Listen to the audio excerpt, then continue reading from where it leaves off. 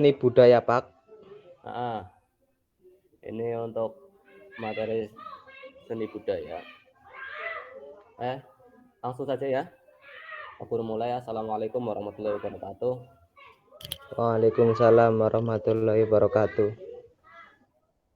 Oke, peserta pertama yang hadir Hadi, sambil menunggu yang lain. Langsung materi ya. Nah, ini materinya pertama, memahami konsep seni. Perlu jelaskan dulu. Nah, pengertiannya dalam bahasa Sanskerta, seni dikenal dengan istilah cilta. Cilta ya, dapat dilihat sebagai kata sifat atau kata benda. Kata ini memiliki bentuk turunan yakni dosilta yang bermakna dilengkapi atau dihiasi dengan bentuk-bentuk yang indah. Sementara itu, jika dilihat sebagai kata benda, kata silpa bermakna warna. Dapat diartikan warna ya. Dalam pelajaran sejarah berkesenian sering juga ditemukan istilah cilpasra, yakni yang menjadi pedoman bagi para cilpin atau tukang atau pencipta. Seniman termasuk dalam kategori cerpen. Nah, kemudian karya seni juga dapat menjadi penanda kebudayaan atau suatu masa. Ini ada menurut ahli dengan buku estetika, sebutan pengertian filsafat keindahan ya. Seni dibagi menjadi 3 kategori. Yang pertama, teori mimesis yang disampaikan oleh para filsuf Yunani kuno seperti Plato dan Aristoteles. Seni adalah tiruan objek atau benda yang ada di alam atau yang sudah ada sebelumnya. Kemudian sebagai ungkapan perasaan seniman, ini didukung oleh Ki Hajar Dewantara. Kemudian menurut melainkan wujud, pengalaman atau perasaan seseorang. Ini ada 3 teori. Nah, melalui teori-teori tersebut dapat disimpulkan seni adalah segala kegiatan manusia yang bertujuan mengkomunikasikan pengalaman batinnya kepada orang lain, serta diwujudkan dalam tata susunan yang indah dan menarik sehingga dapat menimbulkan kesan menyenangkan dan kepuasan bagi penghayatinya atau yang menghayatinya. Jadi kata seni itu banyak luas, maksudnya luas.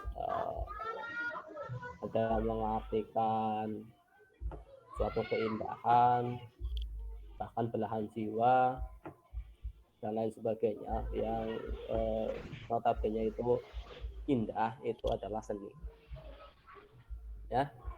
Kemudian yang B atau kedua, pembagian seni. Yang pertama, seni audio atau audio art. Ini pengertiannya, yang dapat dinikmati dengan indera pendengaran, telinga, sarana berhubungan dengan panca indera pendengaran. Jadi pengertian seni audio itu yang berhubungan dengan panca indera pendengaran, seperti musik, bunyi-bunyian itu. Nah, ini contohnya seni audio adalah sebagai berikut. Yang pertama, seni musik, yaitu seni yang dapat dinikmati melalui nada seperti musik klasik, musik kontemporer, dan musik tradisional. Kemudian yang kedua, seni sastra. Meskipun sastra identik dengan hal-hal yang berbentuk literatur atau tertulis, sastra yang dinikmati melalui jenis-jenis ini tetap berfokus pada penggunaan permainan kata. Contoh, sastra yang dinikmati dalam bentuk audio, deklarasi puisi, puisi monolog, dan pentas drama.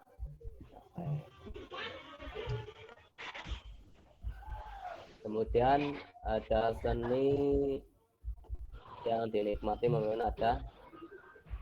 menggunakan vokal, ekspresinya dedek, seni suara. Dipadukan dengan seni musik, bentuk seni suara dapat ditemukan dalam bentuk paduan suara, pertunjukan grup musik, itu seni suara, ya, seni audio. Kemudian yang B, seni visual atau visual art adalah seni yang dapat dinikmati dengan indera penglihatan atau mata. Jadi dapat dinikmati dengan indera penglihatan.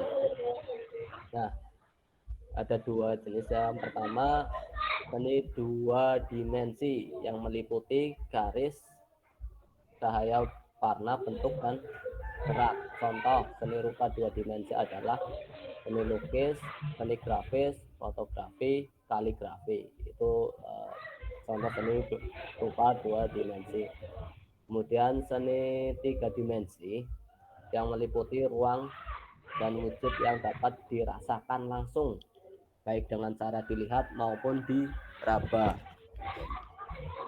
Ini contohnya ada seni patung, arsitektur, gerabah, ukir, dan instalasi. Ya, ini yang tiga dimensi. Kemudian seni audiovisual. Audiovisual adalah seni yang dapat dinikmati oleh indera pendengaran dan penglihatan. Contoh, ada audiovisual antara lain satu seni tari, ya, pengertiannya ya dapat dilihat. Nah, kemudian seni drama, pengertiannya. Kemudian seni opera dan seni media rekam. Nah, kemudian yang selanjutnya menurut perkembangannya, perkembangan budaya Indonesia, walaupun banyak pengaruh dari aliran-aliran barat seperti seni rupa Indonesia, tidak terlepas dari konsep pola keindahan Indonesia yang khas. Contohnya, tumbuh aliran mendekonstruksi bentuk dan abstrak titik, sementara itu modern Indonesia melawan presentasi ekosistem dalam karya seni berfokus pada perjuangan melawan penjajahan. Ini ada 4 jenis. Yang pertama, seni klasik. Seni klasik adalah jenis seni yang sempat berjaya pada masa lalu dan bentuk ruang kembali pada masa kini. Ini klasik.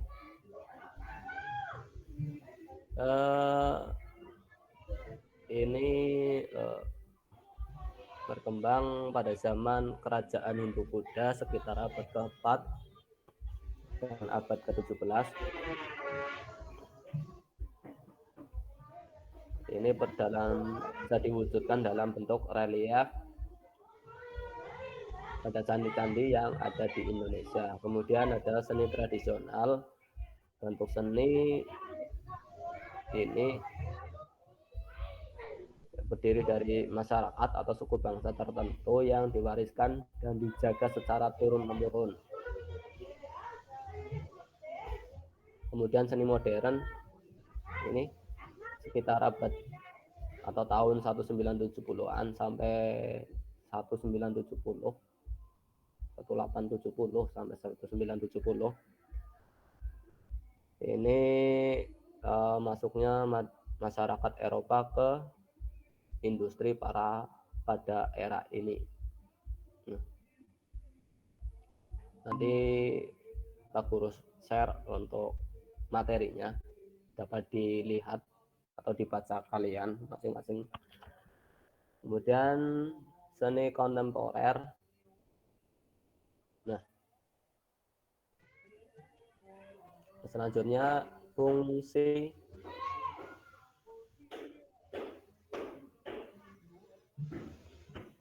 dan nilai seni.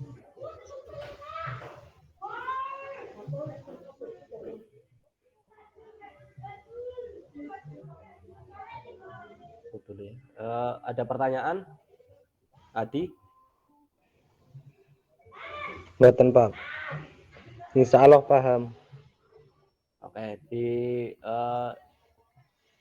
dilihat dan didengarkan dulu ya. Untuk Iya, nanti Pak. bisa dipelajari sendiri untuk materinya. Insya Allah Pak Guru nanti share di grup atau pribadi. Nah, kemudian ada fungsi dan nilai seni. Di tengah pesatnya kemajuan dan berbagai aspek kehidupan, keindahan tidak lagi menjadi tujuan yang penting dalam berkesenian. Oh, tidak penting ya. Ada. Nah, konsep seni luas dan dimasukkan ke dalam berbagai aspek kehidupan manusia. Ini menurut Liang Ji. Dilihat dari nilai dimulainya suatu karya ya medium ya. Suatu karya seni mempunyai nilai indrawi yang menyebabkan seorang pengamat menikmati atau memperoleh kepuasan dari ciri-ciri indera yang disajikan oleh suatu karya seni. Contohnya warna, kata, lirik, alunan musik, nah gitu ya. Nah, berdasarkan kebutuhan tersebut, fungsi seni digolongkan menjadi 7 bagian. Yang pertama, fungsi religi atau keagamaan. Masuk ke fungsi religi dan keagamaan. Nah, berfungsi sebagai perasaan religi atau keagamaan, contohnya seni yang terwujud dalam bentuk kaligrafi, desain busana muslim atau muslimah, dan lagu-lagu rohani. Ini perpaduan masuknya seni dipadukan ke unsur religi atau agama. Kemudian fungsi pendidikan sebagai fungsi pendidikan. Pendidikan dapat dilihat dalam musik, contohnya musik ansabel yang di dalamnya terdapat unsur kerjasama, pertunjukan angklung, gamelan mengandung nilai pendidikan karena pertunjukan tersebut memiliki unsur sosial kerjasama, jadi dapat dimasukkan dalam fungsi pendidikan. Kemudian yang selanjutnya fungsi komunikasi dapat digunakan sebagai alat komunikasi seperti media penyampaian kritik sosial, gagasan, dan kebijakan, serta media promosi yang bertujuan memperkenalkan produk kepada masyarakat. Seni sebagai penyampaian kritik dan gagasan dapat terwujud melalui seni lukis, seni musik, seni pertunjukan. Kemudian yang keempat, fungsi rekreasi atau hiburan. Nah, pada saat ini banyak sekali pengaplikasian seni hiburan sebagai maksudnya seni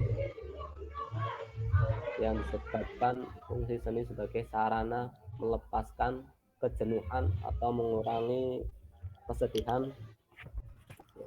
Seringkali kalian bisa mendengarkan atau maksudnya begitu ketika bosan atau ya, boring lah ya, bahasa sekarang punya boring, kalian dapat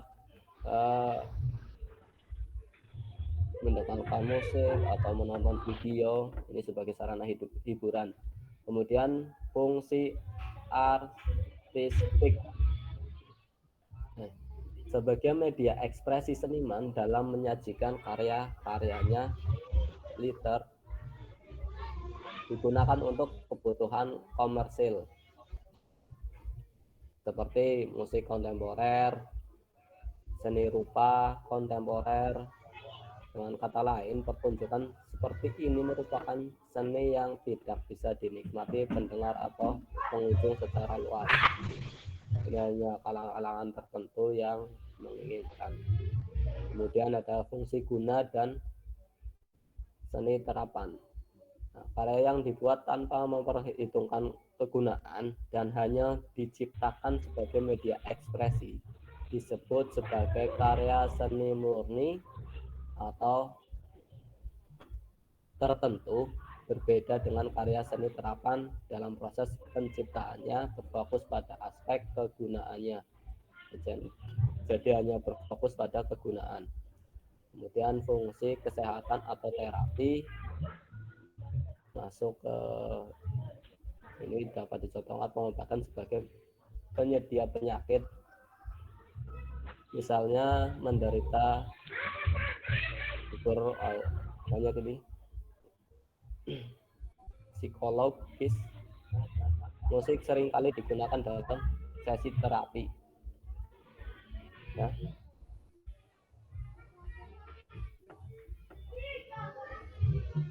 Ada nilai kehidupan, pengetahuan, banyak keindahan, bentuk, kepribadian.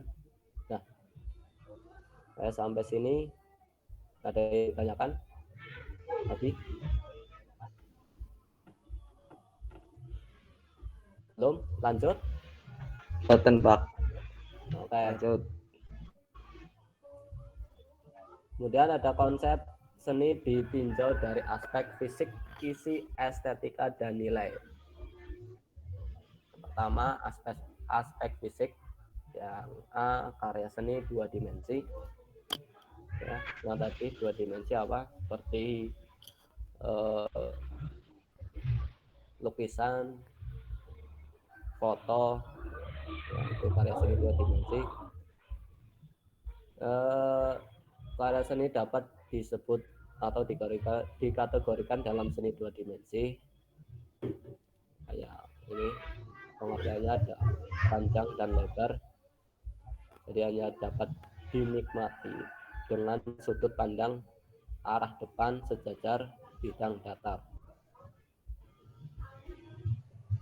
Nah, kemudian yang B 3 dimensi tadi sudah Pak Guru jelaskan ya.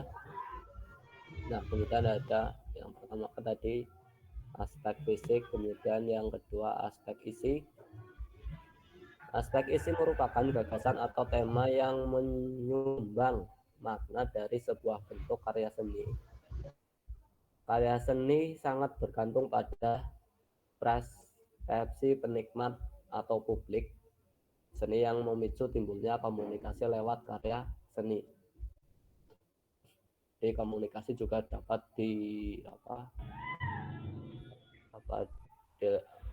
komunikasi dapat sebenarnya terjadinya komunikasi melalui seni itu dapat diekspresikan melalui seni. Kemudian ini ada isinya, yang pertama gagasan atau ide adalah hal pertama yang dipikirkan oleh kreator. Kreator adalah pencipta atau pembuat suatu karya, dapat diartikan kreator. Proses kreatif dalam dunia seni merupakan suatu proses yang bertujuan mewujudkan hasil imajinasi atau gagasan menjadi bentuk yang nyata. Seperti contoh kita membayangkan atau ingin membayangkan atau melihat burung terbang, kemudian kita menuangkan suatu gagasan atau ide, pikiran atau konsep yang dituangkan dalam lukisan burung terbang dan lain sebagainya lah, seperti itu. Kemudian Berarti gagasan ide ya Pak? ya, gagasan ide atau pikiran, imajinasi. Contoh kamu membayangkan suatu apa, maksudnya kita ingin membuat lukisan daun. Hal yang pertama kita lakukan adalah kita memikirkan kan bentuk daun itu seperti apa gitu. Idenya ya Pak? Idenya. Nah, tuh. Kemudian, nah ini langsung diwujudkan kan. Wujud yang berhubungan erat dengan prinsip-prinsip komposisi. Yang lagi. Nah, komposisi meliputi keseimbangan irama, kontras, 5 Pak. Salah. Dan kesatuan. Nah, prinsip-prinsip tersebut dijadikan ukuran menilai karya seni dari segi wujud. Ya. Kemudian aspek estetika. Penelitian umum mengenai estetika lebih melihat keindahan sebagai hasil sensasi atau interaksi antara persepsi dan objek, bukan sebagai sifat dan objek itu sendiri. Estetika sih nopo Pak? Nah, estetika. Coba dicari. Bentar.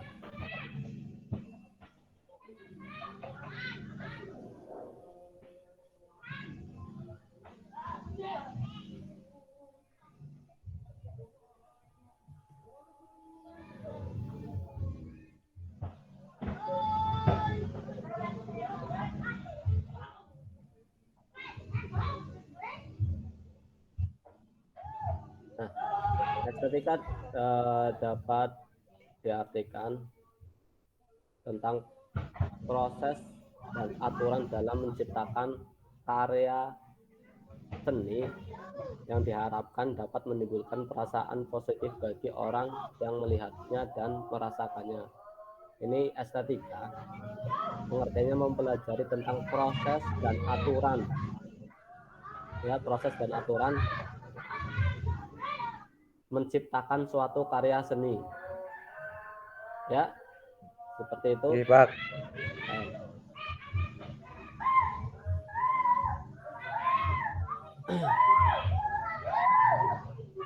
Kemudian ini ada lagi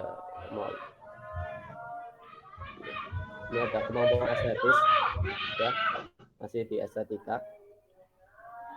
Kemampuan yang menciptakan nilai-nilai keindahan untuk karya seni sesuai dengan pengalaman artistik seorang kreator, seniman, atau seniman. Namun ada banyak perbedaan pendapat mengenai pengertian keindahan, estetis atau keindahan. Nah,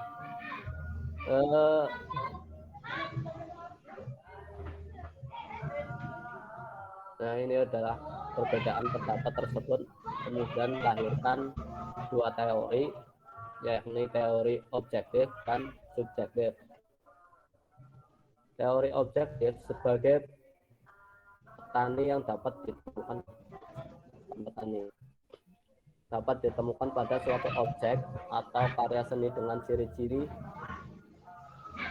ini kualitas, keindahan yang dihasilkan dari kesatuan unsur yang digunakannya. Kemudian subjektif, benda atau karya seni dikatakan indah apabila dapat menimbulkan perasaan puas, nikmat, kagum, dan indah menurut perasaan seorang yang bersifat individual. Ini dua perbedaan pendapat baik objektif maupun subjektif. Ya, gimana? Sampai sini ada yang ditanyakan? Tadi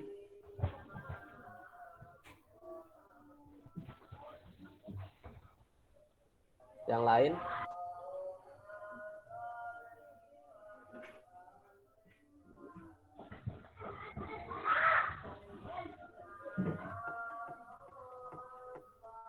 Ayo, ada yang tanyakan atau lanjut? Jadi gimana, Di? Bingung?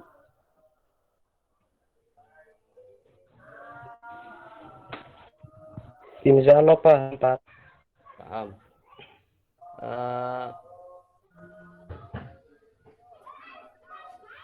Mau lanjut atau Kenapa, Pak?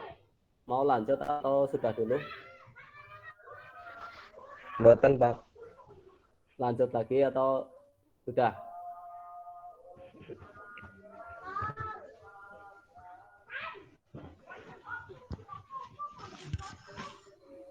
Mau lanjut? Lanjut, Pak. Lanjut. Oke. Aspek nilai nanti dibaca sendiri lah ya. Nggih. Nah, kemudian ada kegiatan berkarya seni. Ini pelaksanaan aktivitas kreasi seni adalah kegiatan merealisasikan konsep seni sebagai ekspresi. Konsep yang mendasar adalah sumber inspirasi seni yang dipetik dari kehidupan psikologis si kreator atau si seniman. Kegiatan berkarya seni memerlukan penyediaan alat dan bahan yang diperlukan. Contohnya, konsep seni lukis yang bersifat subjektif yang sangat penting dalam bentuk keseimbangan antara kehidupan rohani dan jasmani seseorang. Nah, ini hal yang perlu dilakukan adalah yang pertama, mengamati. Pada tahap ini seorang seniman atau kreator akan melaksanakan pengamatan terhadap realitas internal kehidupan spiritualnya. Misalnya, memusatkan perhatian pada kehidupan rohani tersebut. Hal tersebut sangat mungkin berkaitan dengan cita-cita, emosi, intuisi, gairah, kepribadian, dan pengalaman-pengalaman yang sudah atau sedang dialami si seniman tersebut. Yang pertama mengamati, kemudian menanyakan, nanti dibaca, kemudian mencoba, kemudian menalar, penyajian.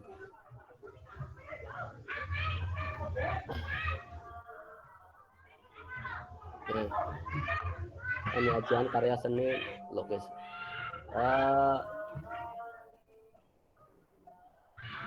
Udah dulu ya untuk hari ini, kayaknya cukup. Jadi kalian Kak Guru tugaskan coba kalian buat suatu karya seni 2 dimensi, bebas mau temanya apa terserah, nanti cari di Pak, gimana. Nah, karya dua seni sih anu nopo, Pak? karya seni 2 dimensi yang tadi Gitu. yang hanya bisa dilihat panjang dan lebar. Contoh ya, lukisan, lukisan, kemudian kaligrafi, itu karya seni 2 dimensi. Kalau gambar, Pak? Nah, itu gambar, lukisan itu gambar maksudnya. Ya, itu termasuknya 2 dimensi. Ya, paham? Kalau sudah jadi difoto kirimkan Pak Guru. Bisa, atau digambar dulu di buku kalian, nanti Pak Guru lihat pas waktu pelajaran. Nggih, Pak. Iya. Jadi tugasnya kalian buat karya seni 2 dimensi bebas mau gambar atau kaligrafi atau apapun terserah, yang penting ada buktinya ya. Hanya itu saja dulu. Tugas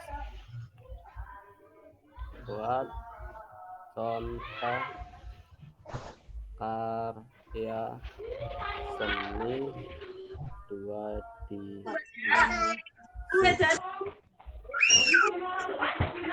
Oke, cukup ya untuk hari ini ya.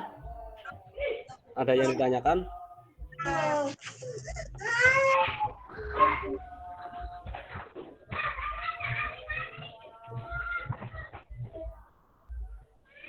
Tidak ada? Adi, enggak tanya Abang?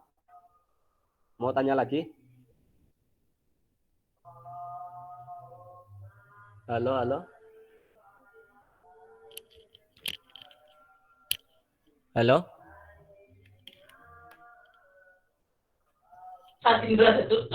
Lalen. Adi sudah? Sudah jelas? Untuk tugasnya sudah jelas? Oh gitu. Wis. Tugasnya Ke situ. buat apa, Pak? Tugasnya buat karya seni 2 dimensi bebas, mau lukisan, kaligrafi atau yang lain, terserah. Nanti dibuat di buku kalian, di buku pelajaran simulasi pelajaran seni budaya kalian ya, di buku kalian intinya ya. Dibuat dulu, nanti Pak Guru nilai pas waktu tatap muka. Seperti itu aja. Ya, paham? Paham, Pak. Oke ya. Untuk hari ini Pak Guru cukupkan, kurang lebihnya mohon maaf. Pak Guru akhiri. Wassalamualaikum warahmatullahi wabarakatuh. Waalaikumsalam warahmatullahi wabarakatuh.